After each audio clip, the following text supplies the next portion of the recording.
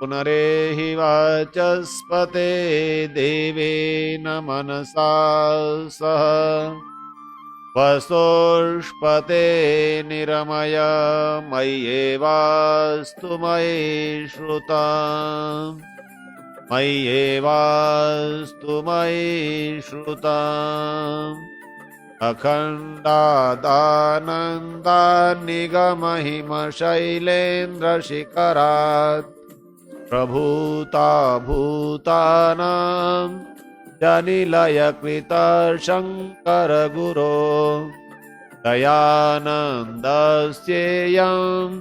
सकलभुवनायामृतपदम् दिशन्ति गीर्गङ्गा जनित शिव संगा विजयते जनित शिव संगा विजयते।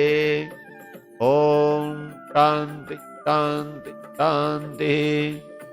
सभागार में उपस्थित सभी को सादर नमन। संबोधन का समय बताते हुए अपनी बात को आगे बढ़ाता हूं। आज हमने शारदीय नवसश्रेष्ठ का यज्ञ की और उस पर आदरणीय पंत जी ने उत्तर विश्लेषण 5 दिवस का दिया संक्षेप में। मैं भी आपको वैदिक परंपरा और लोक परंपरा दोनों के साथ जोड़कर इस बात की चर्चा करूंगा, क्योंकि हम तो हर चीज का मूल किसमें देखते हैं? वेद में। हमारा आधार क्या है? वेद। प्रत्येक पर्व का भी आधार कहीं न कहीं वेद से मिलेगा। हमारी जो वैदिक परंपराएं हैं उनको कहते इसलिए वैदिक परंपराएं हैं कि वो वेद का आधार होता है। हाँ, अवैदिक परंपराएं समय समय पर शुरू हो गई, उनको वेद से हम सिद्ध नहीं कर पाते। ठीक, तो वैदिक परंपरा क्या है? हम क्या कहते हैं आज? लक्ष्मी का स्वागत, पूजन, धन का स्वागत। आपने अनेक बार सुना है, हमारे विद्वान जब प्रवचन करते हैं तो ये कहते हैं वयम श्याम पतयो रैणाम। इसका अर्थ है कि हम धन के स्वामी हो, ये हमारी कामना है। पर आप मुझे याद दिलाइए, कहीं स्मृति किसी में आ रहा हो कि परमात्मा स्वयं कहते हो कि तू धनवान हो। देखिए, 2 तरह हैं। एक तो हम कहते हो कि हम धन के स्वामी हो, प्रभु कृपा कीजिए, धन दीजिए, स्वास्थ्य दीजिए, लेकिन परमात्मा ने भी स्वयं कहा। तो याद ना आ रहा हो तो मैं याद दिलाता हूं। हमारे सभी वेदों में जो मंत्र हैं, चारों वेदों के जो सभी मंत्र हैं, उन मंत्रों का मूल जो है ना 2 तरह का है। एक तो जीवात्मा द्वारा ईश्वर से निवेदन, ठीक, एक ईश्वर द्वारा जीवात्मा को, मनुष्य को आदेश, और एक आदेश के साथ साथ मना करना, निषेध। आप वेद की परंपरा से जुड़िए। एक है विधि, एक है निषेध, और विधि और निषेध तो किसकी ओर से है? परमात्मा की ओर से, और हमारी ओर से हैं प्रार्थनाएं। और विज्ञान की जब हम बात करते हैं, हमारे वैज्ञानिक बच्चे बैठे हैं यहां पर, विज्ञान से जुड़े हुए, तो विज्ञान के सूत्र भी एक एक मंत्र में है। यदि ऋषिवर देव दयानंद इस धरा पर नहीं आते तो वेद का यह जो बहु विषयक अर्थ है ये कहीं खुलता ही नहीं। कारण क्या हुआ था? हजारों वर्ष तक जो वेद मंत्र हमें बताए जा रहे थे, मंत्र तो थे, स्मरण कर रहे थे लोग, श्रुति थी, लेकिन क्या कह रहे थे? कोई विद्वान आकर कहता था केवल वेद मंत्रों में यज्ञ का विधान है, कोई कहता था प्रार्थनाएं हैं केवल, कोई कहता था कर्मकांड है केवल, और किसी ने तो यहां तक हिम्मत कर दी कि उसमें इतने अश्लील वर्णन दिखा दिए महिधर जैसों ने। ऋषिवर देव दयानंद आज हमको स्मरण इसलिए भी कर रहे हैं क्योंकि उनका एक निर्वाण दिवस है, और ऋषि जी ने एक परंपरा दी कि अरे क्या कर रहे हो? अच्छा, मंत्र कितने? 20,500 कुछ, और कह क्या रहे हैं हम? वेद सब विद्याओं का पुस्तक है। तो 20,000 मंत्रों में सारी विद्याएं यदि एक ही अर्थ करेंगे तो क्या सिद्ध हो जाएंगी? सोचिए। वहां पर जंतु विज्ञान भी देखना है, वनस्पति विज्ञान भी खोजना है, भौतिक विज्ञान भी खोजना है, पर्यावरण भी खोजना है। अभी कह रहे थे आयुर्वेद भी वही मूल है, धनुर्वेद भी वही है, यज्ञ का भी है, कर्मकांड का भी है, व्यवहार का भी है, पिता पुत्र का संबंध है, माता पिता का संबंध है, राजा प्रजा का संबंध है, गुरु शिष्य का संबंध, सब कुछ उसी में है। ये कैसे सिद्ध होगा? इसके लिए हमें एक एक शब्द के अनेक अर्थों का विज्ञान सीखना। एक शब्द के अनेक अर्थ और एक ही अर्थ को व्यक्त करने के लिए अनेक शब्द, ये दो विशेषताएं ध्यान रखना। एक शब्द के अनेक अर्थ और एक अर्थ को व्यक्त करने वाले अनेक शब्द। थोड़ा सा भी परिवर्तन हो, शब्द बदल जाए, है ना। जल को जब व्याप्त होने की दृष्टि से कहें तो आपा कहें, जल को जब वस्तुओं को उत्पन्न करने की दृष्टि से कहें तो जल कहें। जायते यस्मात् लीयते यस्मिन् तत् जलम। समय तो है 15 से 10-12 मिनट, बात लंबी पकड़ दी, बस संक्षेप में आ जाता हूं। ऐसे ही जब मैंने कहा, प्रभु ने कहा तू धनवान हो, धनवान होने से पहले सतर्क रहे। क्या कहा? सतर्क रहे। आज अभी आप जाना, तब हम लोग जानते हैं कहीं जुआ चल रहा होगा, दिवाली के दिन जुआ चलता है ना, खूब भयंकर। क्या कहते हैं? वो लक्ष्मी आएगी। संसार में धन प्राप्त करने के दो साधन हैं। देखो बहुत सुंदर बात कह रहा हूं, वेद की बात मेरी कुछ नहीं। दो साधन, एक पुरुषार्थ से, एक तुरंत बिना परिश्रम के, और दोनों साधन हमेशा से चले आ रहे हैं। वेद माता ने, परमपिता परमात्मा ने पहले का निषेध कहा। ऋग्वेद के 10वें मंडल के एक सूक्त का नाम है अक्ष सूक्त। में वो थोड़ा सा मंत्र पूरा नहीं स्मरण हो रहा था, इसलिए बात करूंगा आपसे। नाम है अक्ष सूक्त। क्या है? अक्ष। और अक्ष का हिंदी अर्थ है पाशे, है ना, पाशे खेलना। और अक्ष का दूसरा अर्थ है, जिससे अक्षी बनाए हमारी आंख, दृष्टि सुदृढ़ रखना। अक्ष के ही अर्थ है ये। जैसे मैंने मूल में कह दिया, एक शब्द के अनेक अर्थ। इस सूक्त का नाम है अक्ष सूक्त। ऋग्वेद के 10वें मंडल का 34वां सूक्त है, और 34वें सूक्त का ये 13वां मंत्र है। अक्ष सूक्त पर बहुत सारी बातें परमात्मा ने कही। अक्ष क्या है, कैसे पुरुषार्थ परिश्रम करना है, और 13वें मंत्र पर पहुंचकर कहा, निषेध किया, क्या मत कर तू। जब बता दिया ना अक्ष क्या है, अक्षयर्मा दिव्य। सुना ये भाग मेरे से कई बार, अगर थोड़े संस्कार आ रहे हो। कई बार मैं कहता हूं मंच से, अक्षयर्मा दिव्य, ओम अक्षयर्मा दिव्य कृष्मित कृषस्व वित्ते रमस्व बहुमन्यमान। शब्द को पकड़ना जरा। परमात्मन कह रहे हैं, हे संसार के लोगों, तुम क्या मत करो, अक्षयर्मा दिव्य, पासे मत खेलो। दिवाली के दिन बात पकड़नी है, जुए खेलने की बात कर रहे हो? अरे वेद कहता है अक्षयर्मा दिव्य, पासे मत खेलो। कृषिमित कृषस्व, कृषिम इत कृषस्व, तुम खेती करो, कृषि करो।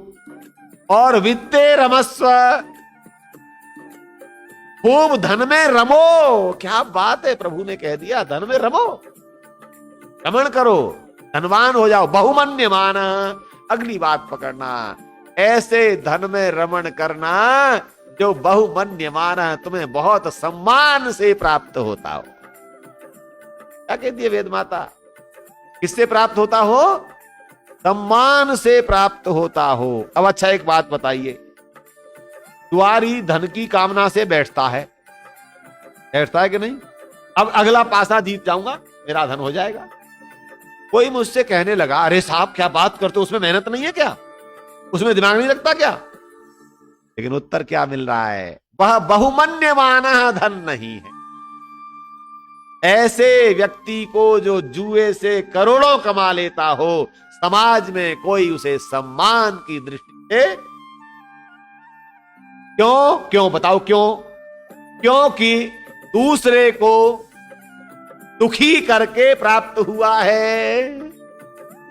क्या कहती है वेद माता? आज धन का स्वागत करना है ना, लेकिन ध्यान रखना एक भी पैसा बिना पुरुषार्थ और परिश्रम के मेरे घर में न आ जाए। ये है दीपावली का सही अर्थ। धन तो मुझे मिले, मेरा पिता कह रहा है तू क्या कर, वित्ते रमस्व। मैंने आपसे कहा था ना हम धनवान हो जाएं तो प्रार्थना करते, लेकिन प्रभु कह रहा है इस मंत्र में वित्ते रमस्व। भाई साहब आप धनवान होकर के और आगे कैसे कहा, बहुमन्यमान। अगला देखना, जब तू बहुमन्यमान धन लेकर आएगा तो वेद मंत्र क्या कहता है, तत्र गावः, वहां तेरे पास गौएं होंगी।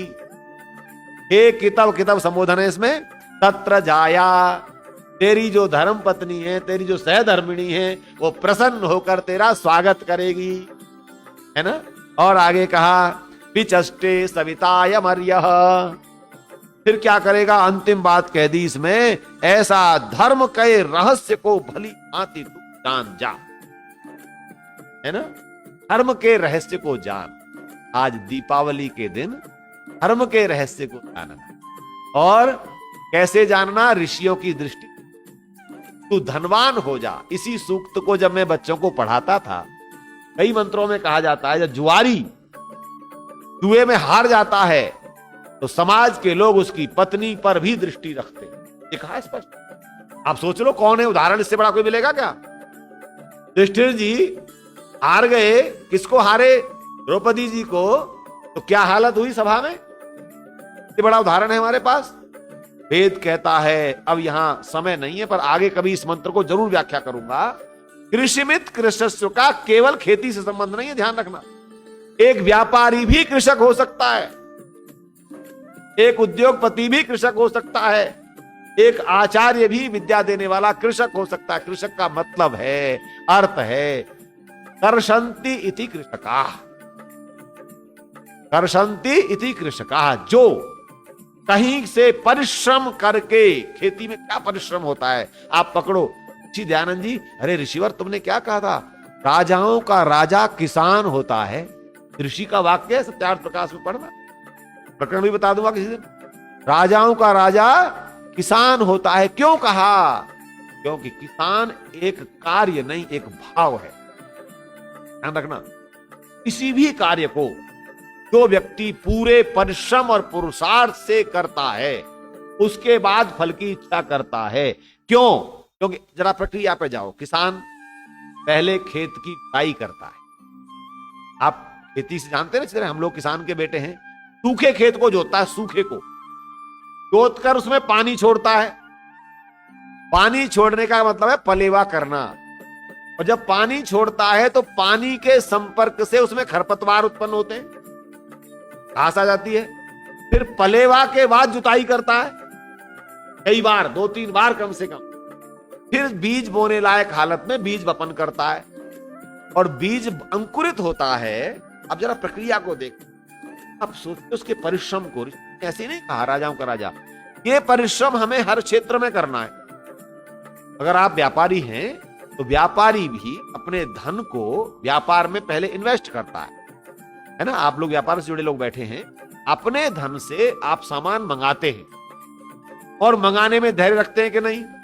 कल ही हमारे उत्तराखंड के एक विधायक जी के भाई का 23,60,000 रुपए, आप अगर समाचार पढ़ते हो, उत्तराखंड के विधायक हैं लोहाघाट के, जहां मैं 10 साल रहा हूं, उनके भाई का 23,60,000 रुपए एक लुटेरे ने, कैसे आपका सामान भेजना है, मुझे सीमेंट भेजनी है, सीमेंट के नाम पे ऑर्डर दे दीजिए, मुझे ऑर्डर दीजिए तो पैसा ट्रांसफर कर दीजिए। और वो ठग जो है उनसे व्यक्ति बहुत अच्छे मेरे परिचित हैं, उनका चला गया। क्यों चला गया? यहां पर आपको कृषक की तरह बनना है। क्या बनना है? जैसे कृषक पूरी चेतना के साथ उसकी पलेवा, जुताई, बुवाई सब कुछ करता है, कहीं शॉर्टकट मार्ग नहीं अपना भी नहीं सकता। आजकल अपना रहे हैं लोग, जहर खिला रहे हैं हम, है ना, पतित हो गए लोग। लेकिन सच्चा कृषक बन करके खेती भी करना और सच्चा कृषक बन करके व्यापार भी करना और सच्चा कृषक बन करके उपदेश भी देना। क्यों? यदि मैं वेद मंत्रों की पुस्तकों का स्वाध्याय, मैंने 5:30 बजे इस मंत्र को देखा, मैंने कहा विनय तू जरा सोच, हर बार दीपावली पर्व की व्याख्या करता है, परमात्मा से पूछ कहीं तुमने कहा है कि हम धनवान हो जाएं? की प्रेरणा हुई, ये मंत्र निकला मेरे सामने, अरे वित्ते रमस्व बहुमन्यमान। मेरा पिता कह रहा है हे मनुष्यों तुम धनवान हो करके सबका सम्मान प्राप्त करो, कहीं नहीं कह रहा तुम निर्धन होकर के भीख मांगते रहो। इसलिए लक्ष्मी का स्वागत करने वाले को क्या करना है? प्रार्थी होना है, बहुमन्यमान, और बहुत सम्मान प्राप्त करने का व्यवहार अपनाना है। द्वारी को कभी सम्मान नहीं मिलता, सारी रात जगेंगे, कुछ के घर में तो कुछ पैसा आ जाएगा, बाकी सब रोएंगे। कृषक बताओ किसी से कुछ लेकर के करता है क्या? जो खेती है भूमि माता मेरी, ये सब कुछ दे रही है ना, ये भूमि माता से प्राप्त करता है। इसीलिए इस माँ को भूमि मान करके उससे लक्ष्मी की कामना करना, क्योंकि हम धरती के पुत्र हैं। माता भूमि पुत्रो अहम पृथिव्याः, हम सब उस के पुत्र पुत्रियां हैं। समय का अतिक्रमण नहीं, हमारी बहनों को अपने घर में जाकर